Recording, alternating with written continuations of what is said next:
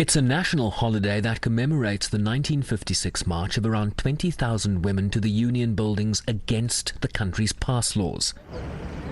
64 years later, the struggle for women's emancipation is more complex, particularly in light of the coronavirus pandemic. The deadline is looming, and the situation is much more complicated than it was a few months ago even. The theme is picking up on the fact that we've had 25 years of implementing what was agreed in Beijing. There are many unfulfilled promises from this 25-year journey. And we are saying between 2020 and 2030, but I'm focusing on 2025 because if we stretch it too long, we may walk slow. We need to see significant change by this generation, which we are dubbing Generation Equality. Miss Universe, born less than 2 years before the first Women's Day was commemorated in South Africa in 1995, explains the day's personal significance to her. I think for my generation, it's just us recognizing that there's a legacy that was left for us.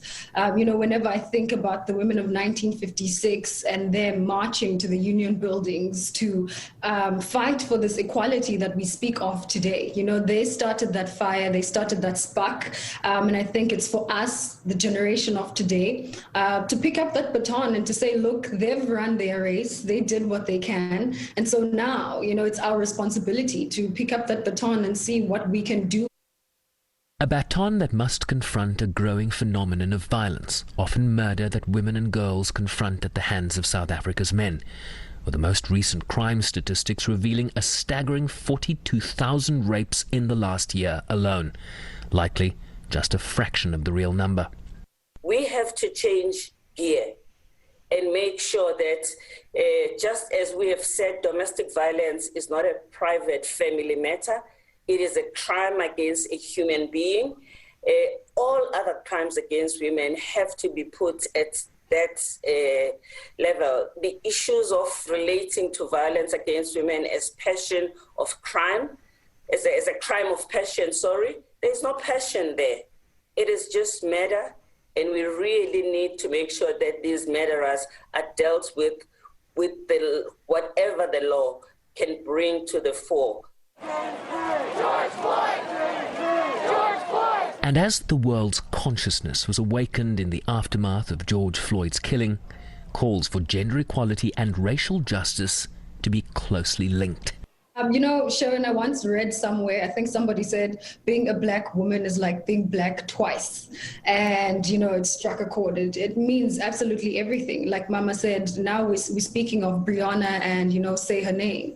Because women tend to be in the shadows sometimes when we're fighting this, and people do forget about them. And so, as a young black woman myself, I feel they do go hand in hand. You can't have one conversation without the other. I really want to make it very clear that racial and gender inequality must not be separated. Otherwise, we delay in the progress we should be making. Women of color should not end up losing again in this momentum about race.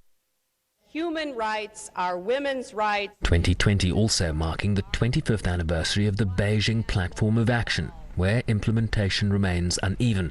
And with less than 10 years to go before the SDG deadline of 2030, standing on the sidelines, at least according to these two, is simply no longer an option. Sherwin, Bryce-Pease, SABC News, New York.